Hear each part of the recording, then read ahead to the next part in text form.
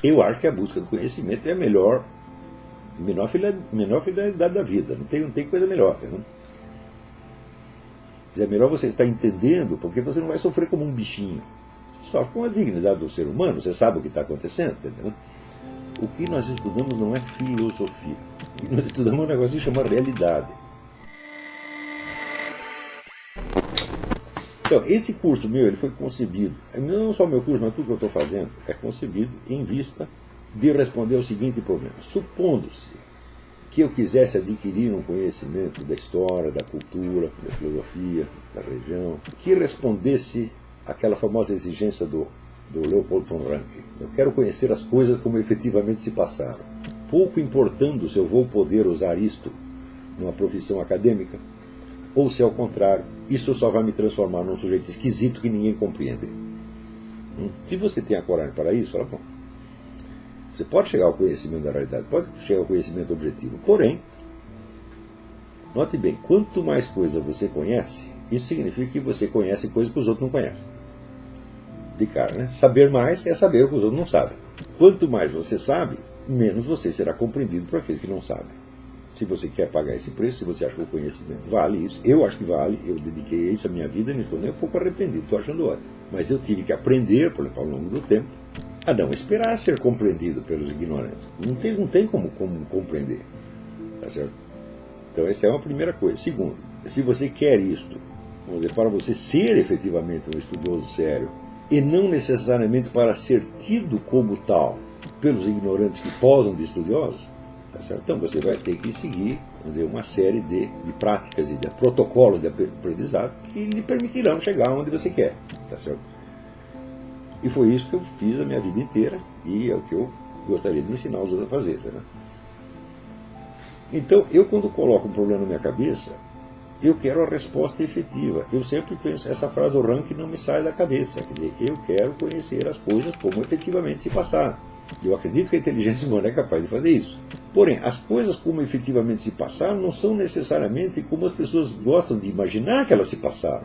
E quando você descobre coisas do passado, você modifica a visão que você tem dos personagens do presente. Você os olha dentro de uma outra perspectiva. Quer dizer, a sua escala de comparação cresce formidavelmente, porque aquilo que para os outros pode ser uma novidade, você já tem elementos de comparação anterior, já não é tão novidade assim, entendeu?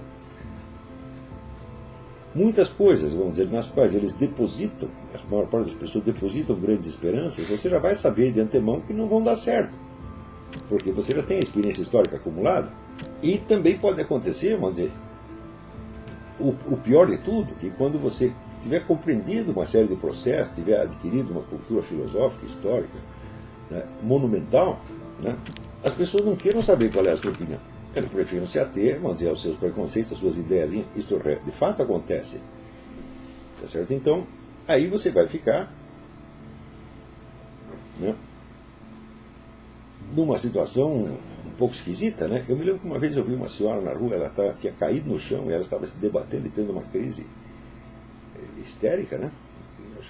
Achei que era uma crise epiléptica. E fui lá ajudá-la, né, a se levantar e tal. Daí ela começou a me esmurrar, gritando assim, odeio o homem, odeio o homem. Eu falei, ué, então o que eu posso fazer, minha senhora? Então, quer saber? Foda-se. Fica aí, não vou ajudar mais, só não quer que eu ajude, eu não ajudo. Muitas vezes, perante, vamos dizer, os políticos, os homens públicos, os formadores de opinião, líderes empresariais, militares, etc., você vai ficar nessa situação. Falar, olha, eu sei a solução do seu problema, agora se você não quer, o problema é seu, eu só quis ajudar, entendeu? Então, você vai ficar na posição, vamos dizer, do consultor indesejado. Né? Isso também pode acontecer, mas ainda assim, eu acho que a busca do conhecimento é a menor finalidade da vida. Não tem coisa melhor. Né? É melhor você estar entendendo, porque você não vai sofrer como um bichinho. Sofre com a dignidade do ser humano, você sabe o que está acontecendo. Entendeu? Né? Então, a minha ideia com esse curso é transmitir para vocês uma parte dessa experiência. O problema que a gente coloca é o seguinte: o que nós estudamos não é filosofia. O que nós estudamos é um negócio que chama realidade. A realidade é aquilo que todo mundo conhece, aquilo que já está dado para você no conjunto da sua experiência externa e interna desde que você nasceu. A realidade é onde você vive, é onde você se move, é onde você se alegra, chora, tem esperança, luta, tem vitórias, derrotas, etc. Isto é a realidade. E a filosofia, quando ela surge exatamente como uma investigação sobre a realidade.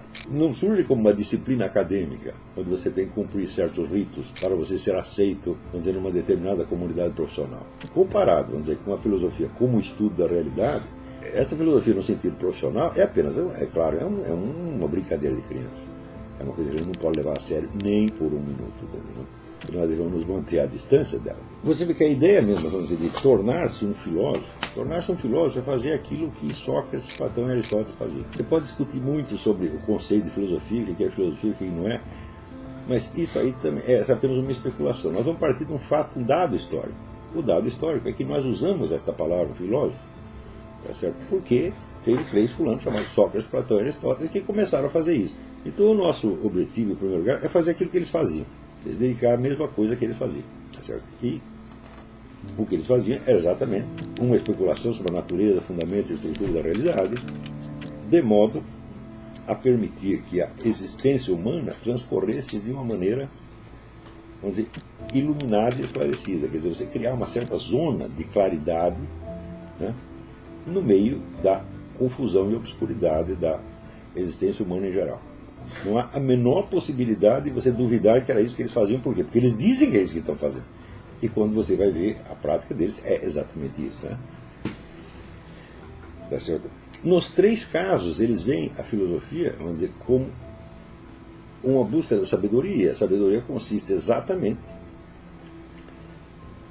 em tornar a realidade translúcida, quer dizer, você saber o que está acontecendo, você entender do que se trata na sua existência, tá certo? Quem é você, o que você está fazendo ali, tá certo? E o que é esse universo que te rodeia e qual é a melhor maneira de você viver dentro disso, tá certo? Isso é o que eles faziam e isso é o que nós vamos fazer. Muito bem.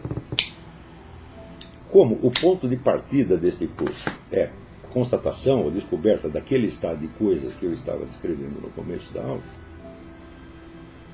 então, o primeiro passo é tentar restaurar nos alunos a possibilidade de que eles compreendam o pensamento, a cultura de outras épocas e de outros lugares, tá certo?